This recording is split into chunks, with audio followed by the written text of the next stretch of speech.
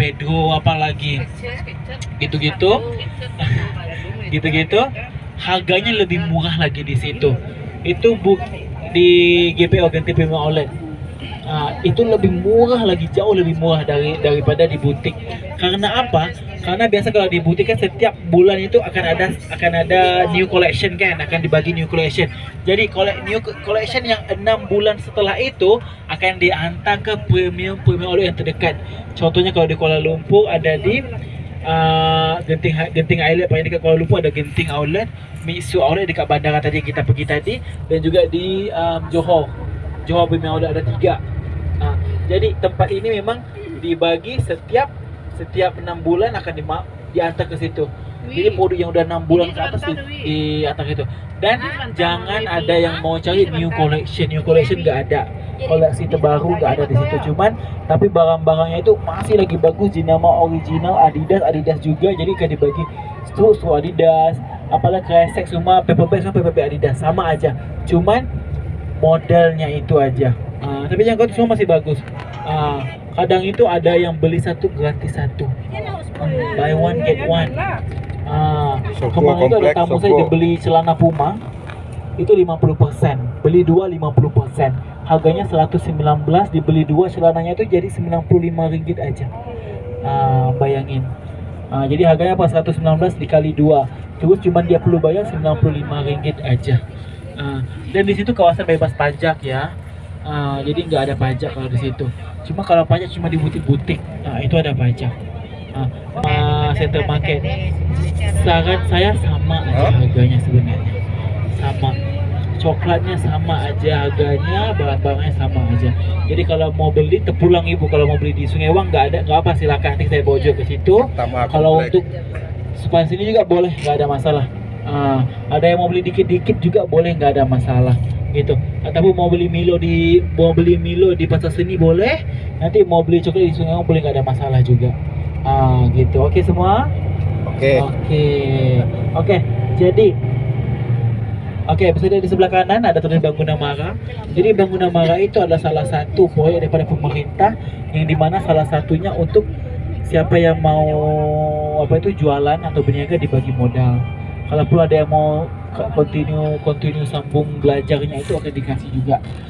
Jadi kalau yang itu untuk bantuan Mara itu biasanya kalau untuk mahasiswa akan dikasih sekitar Rp40.000. Dan misal kata gini, pointernya bagus, hasil ujiannya bagus, itu bisa dijadikan sebagai beasiswa. Misal kata for flat itu 4.0 sekian selama 3 semester itu akan dijadikan beasiswa langsung, gak usah bayar lagi.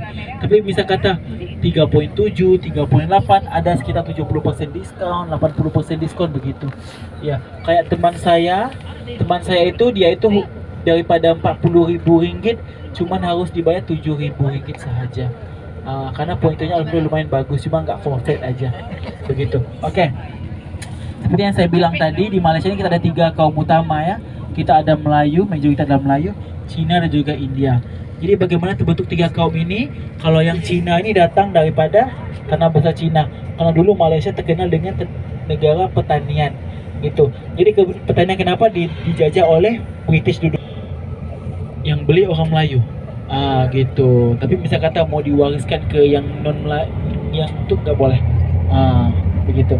Oke, seterusnya kalau di Malaysia ini, kalau untuk sekolahnya pula kita ada 3 sekolah. Sekolah Melayu, Cina dan juga India. Dan 3-3 dibangun oleh pemerintah. Misal kata saya orang Melayu mau sekolah Cina boleh, nggak ada masalah. Cina mau sekolah di sekolah Melayu, sekolah India pun nggak ada masalah. Jadi ketiga-tiga sekolah yang dibangunkan adalah salah satu bentuk investasi negara kepada rakyat. Supaya apa? Supaya untuk membesarkan lagi bisnis ataupun pergaulannya, ataupun lagi misal kata apapun itulah yang berkaitan dengan pendapatan ataupun pelajaran pendidikan gitu. Karena apa? Karena untuk Malaysia ini sendiri seperti saya bilang ya, total penduduk ada sekitar 34 juta orang. Jadi Malaysia tergolong adalah negara yang paling kecil di Asia Tenggara. Jadi bagaimana negara yang sekecil ini, seimut ini bisa dibilang ya, mau berdaya saing sama negara-negara luar. Daripada segi pendapatan, daripada segi tempat, itu semua agak susah. Dan pernah dengar nggak kalau di Malaysia ini kalau mau berobat murah di Malaysia, Kalau mau tiket daripada Jakarta ke Bali, mendingan ke Malaysia aja, lebih murah, betul kan? Karena itu harganya sudah dikawal oleh pemerintah sebenarnya. Bagaimana supaya untuk menarik investor dan juga menarik wisata luar, karena wisata adalah salah satu sumber pendapatan terbesar negara. Karena itu jangan kaget karena apa kalau ada yang bilang, oh beli tiket di Malaysia itu lumayan murah, ke Malaysia aja gitu. Kalau mau berobat ke Malaysia aja karena dokter-dokternya gini-gini, harganya sekian-sekian begitu. Dan bisa kata gini, kalau kamu pergi konsultasi sama dokter di Malaysia, bisa kata kalau kamu bilang obatnya mahal, gak akan ada yang maksa kamu beli obatnya itu. Nanti dokternya akan bagi kamu satu surat, beli aja di mana kamu rasa ada, dibagi saja resip suratnya itu ke dipanggil farmasi lah, farmasi terdekat pulang kamu. Dan di Malaysia ini antara obat yang termurah juga. Misal kata kalau ada tamu-tamu saya sebelumnya yang pernah saya bawa itu kepala rumah sakit, dia itu kemarin itu kebanyakannya bohong obat. Kenapa dia bilang obat di Malaysia murah begitu. Jadi saya akui juga begitu, karena untuk mafia obat di Malaysia ini hampir nggak ada. Karena kalau di Malaysia ini untuk berobat orang lokal biayanya cuma RM1 saja. Karena kita nggak ada BPJS,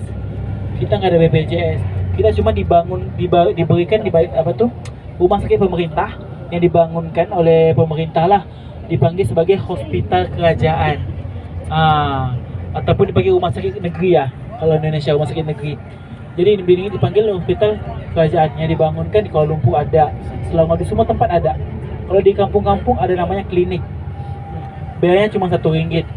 Kamu tipes, kamu demam, kamu sakit, kecelakaan atau apa itu, kamu masuk RM1 udah dapat obat full. Kalau kamu demam, kamu pergi obat kalau itu harga RM2, kamu nggak cukup duit, ke situ aja. Dan bayaran itu diambil selepas kamu keluar dari rumah sakit, bukan suatu kamu dirawat begitu. Jadi begitulah. Jadi kalau di Malaysia ini kita nggak ada BPJS, cuma diganti dengan RM1 biayanya. Kalau bisa kata untuk biaya bersalin itu, kalau yang normal itu adalah sekitar RM124 saja. Kalau yang sesar itu RM150. Senyaman-nyamannya, toiletnya bersih semua, nggak ada masalah gitu. Karena kemarin itu ada yang komplain orang Indonesia ya, ini dia itu menikah sama orang Malaysia. Jadi dia itu suatu bersalin, dia itu ke rumah sakit pemerintah, dan dia bilang dia itu komplain, 5 star punya layanan nggak mungkin. Karena apa? Kalau kamu bayar satu itu, kamu itu mungkin akan tidurnya sama, mungkin bukan rame orang. Jadi udah ada tempat tidurnya sekitar satu tempat itu ada 1, 2, 3, 4, 5, 6. Tapi jaraknya masih nyaman, ada lagi kain gitu. Kalau kamu bisa ada uang dikit, tambah dikit untuk ruangan untuk 2 orang pun ada juga begitu. Dan dia bilang kalau ke toilet nggak ada yang nemenin dia, memang nggak ada, karena rame tempat itu, karena untuk suster itu rame, kerjanya banyak gitu. Jadi nggak mungkin ngurusin kamu seorang aja begitu. Tapi untuk daripada segi pengobatan semuanya cukup bagus begitu. Oke? Semua sudah sampai, kita turun, kita makan dulu ya. Udah pernah lapar belum? Udah. Siapa yang belum itu? Belum makan. Oke, makan dulu. Laman Baginda kak. Cipok sih, tancap.